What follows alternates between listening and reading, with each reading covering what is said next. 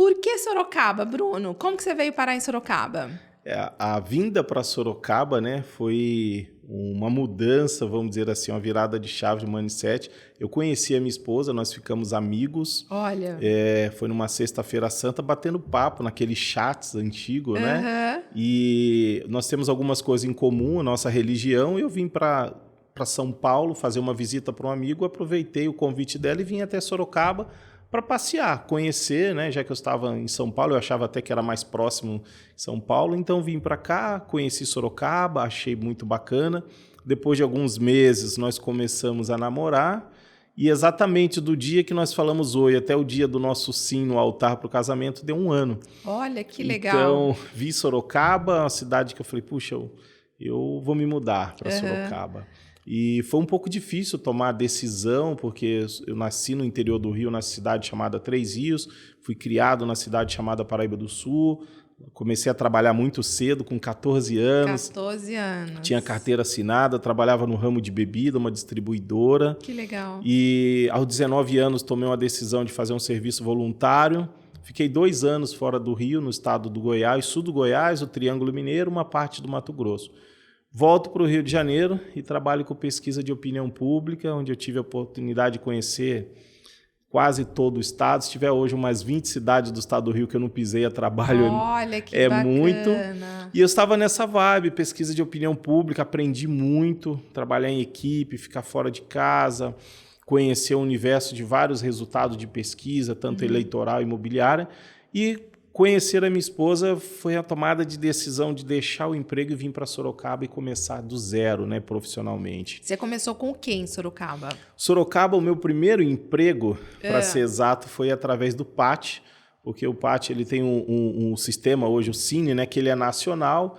Então, através das suas habilidades, as suas competências que tem na carteira de trabalho, quando eu entrei na Antártica era como serviços gerais, e o que teve ali dentro do script, né, dentro do soft skill da minha parte, era serviços gerais. Mesmo que eu trabalhava na supervisão de pesquisa de opinião pública, aceitei essa vaga porque eu sempre acreditei que quando você dá um passo atrás, é um impulso, né, para você triunfar. E mostrar o seu valor, né, mostrar do que você é capaz. Exatamente. E aí foi meu primeiro emprego, trabalhei de serviços gerais, numa empresa terceirizada numa multinacional, onde fazia limpeza, eu ficava num setor que tinha os retornáveis, algumas partes de reciclagem que tinham os retornáveis, mas foi um início, né, que eu tenho muito orgulho de dizer. Com certeza. A forma como eu pisei em Sorocaba. Fui muito bem recebido, por isso eu fiquei. E eu uso sempre, né, o ditado de mãe ou de vó. Primeiro o chá de boldo, depois o chocolate. Ah lá, é isso aí. Então, por isso aceitei aquela vaga, mas com metas, né, de estudar. Eu não tinha um superior quando eu cheguei aqui. Você formou em quê? Em RH. RH. Fiz RH e aí fiz algumas especializações, mas eu sempre gostei de trabalhar com gestão de pessoas, né? Desde quando comecei a trabalhar com 14 anos, sempre procurei interagir com as pessoas, buscar talentos para colaborar com a empresa. Então, sempre quando surgiu uma vaga, o pessoal me perguntava, Bruno, você conhece alguém?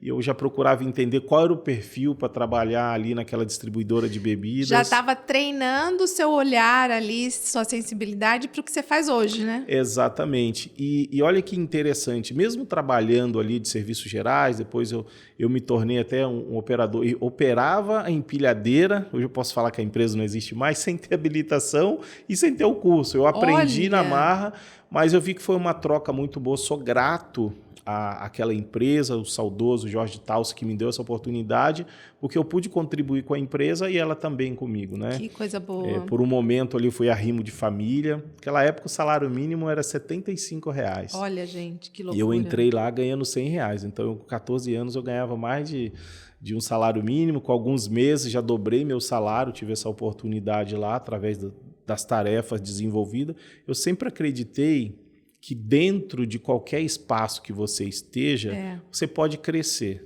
E fazer o melhor que você pode, né? Exatamente. Até na família, né? Você casa Sem e pode dúvida. crescer. Você tem filhos, houve um crescimento, Exato. né? Você é promovido a pai. Então, isso é uma forma em qualquer espaço que nós tivermos. Se a gente se empenhar e a ter bons mentores, aprender com boas pessoas, a gente pode crescer. E você gosta muito de ler? Sim. é uma coisa que eu não gostava. É mesmo? Você aprendeu? Eu aprendi. Quando eu conheci, né, uma parte religiosa da minha vida, a primeira coisa que aconteceu ao visitar a igreja que eu pertenço hoje é ganhar livros. E eu falava, mas como assim alguém me dá livro? Uma coisa que eu não gosto. E aí você vai em outra reunião, livro. E quando eu fui fazer o serviço voluntário no Goiás, eu tinha que estudar muito. E até então, até os 18 para 19 anos, eu não gostava de ler. Que interessante. Não gostava. Na escola, eu nunca repeti de série. Né? Naquela época existia reprova, mas minha mãe nunca me viu sentado estudando para a prova. O que eu fazia? Eu prestava atenção no conteúdo, procurava entender, não decorar, e para poder responder as questões na prova. Agora, ficar estudando para a prova é uma coisa que talvez um pecado, vamos dizer assim, que eu nunca tive a paciência.